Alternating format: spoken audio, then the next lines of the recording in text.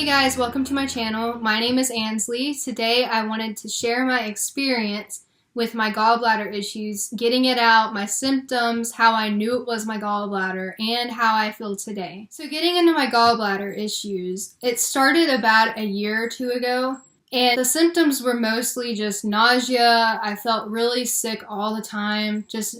I felt really nauseous basically, and then I would just have random stomach pains like cramping, and I was bloated sometimes. My stepmom actually went through the same thing about a year prior, so my parents thought maybe that was what was going on, but every time we go to the doctor, they'd be like, oh, well, her gallbladder's fine. Everything looks good, because they took x-rays, they did ultrasounds, they did all these different things, and they weren't figuring anything out. I had to have had a bunch of blood tests, because I remember getting tested every time I went, and I went a lot. So after a while of going to the doctor and not finding anything out, I felt crazy. I felt like I was a hypochondriac and there was nothing wrong with me and I was just making it up. And I felt like I was wasting my parents' money at the time because we were going to all these doctor's visits just to find out I was fine. And every time I felt sick, I almost didn't even want to say anything because it was just like every time somebody asked me like, oh, how are you? I felt sick, and it just got really, really frustrating. So late last year, we went to the doctor one last time, and my mom asked him to do a HIDA scan, which is a scan of your bladder using a dye. And that took a pretty good while. It took like 2 hours, I think, whenever I was there, because they have to put this other stuff in there first, and then they put in the radioactive dye, and then they actually like put you in the scanner and they scan it. And my gallbladder function was, I want to say it was like 20-30%, and out of 100%. So it was not functioning properly, and they said that it was one of my ducts that wasn't working, ducts, D-U-C-T, and one of them wasn't working properly. They didn't think there was a blockage or anything, it was going in, but it wasn't putting anything back out, which is not good, because my body wasn't processing food that I was eating. So we went and we went to our regular doctor. Luckily, since my stepmom went through the same thing that I went through, she already had the surgeon and his number and his name and all that for me. So I didn't have to go searching for somebody to take my gallbladder out. We already had somebody, which was really helpful because sometimes it can be hard to find a surgeon in your area that can do what you need him to do, especially because it took so long. Like, I needed to get it out really soon because it was making me really sick. So October last year, I got my gallbladder out, and honestly, the whole experience, it was not bad at all.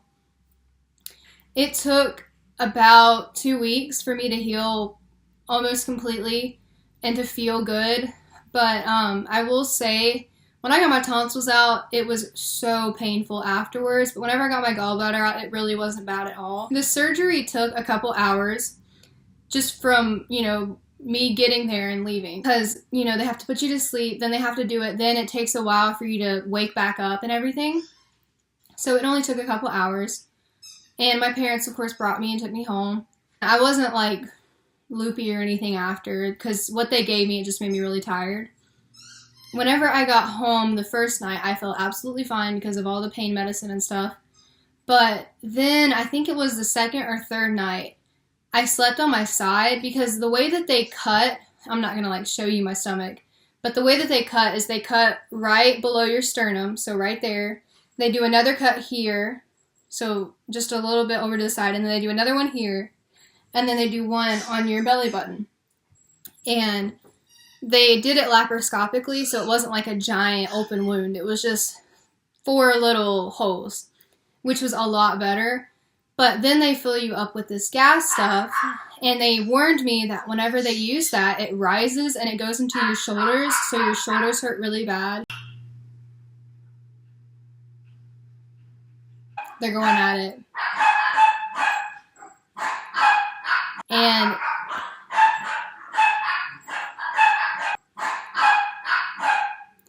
anyway, so one night I decided to sleep on my side because I figured that it would take some of the pressure off of my wounds that were on my stomach. I laid on my side and I went to sleep, and I woke up in a lot of pain because I guess the way that I laid, like what it felt like is it felt like my organs or something had shifted and the gas had went like straight up into my shoulders.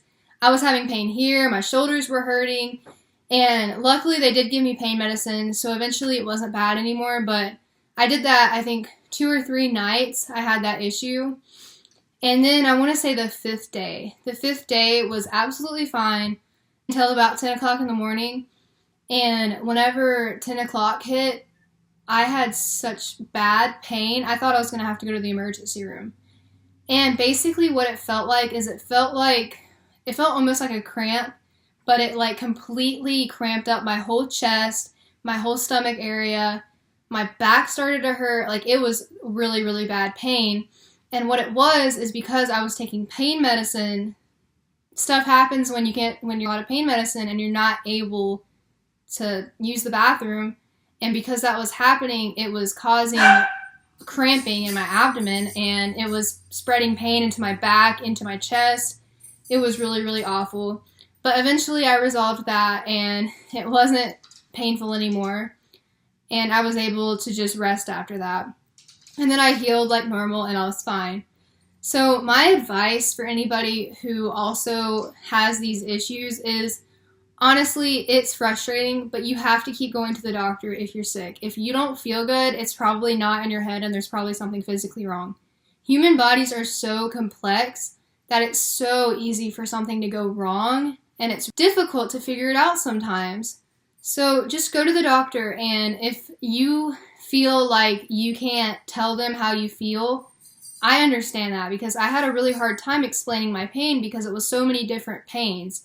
It was cramping, it was pressure, it was nausea, like it was so many different things, which now that I've had my gallbladder out, I know names for what I was feeling. But whenever I was feeling it, I was like, I don't even know what this pain is. It's just painful and I don't like it and I feel uncomfortable.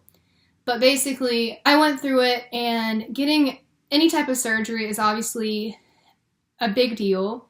But getting my gallbladder out was really not bad at all, and I'm so happy that I had it out. Once I got my gallbladder out, I started to feel a lot better.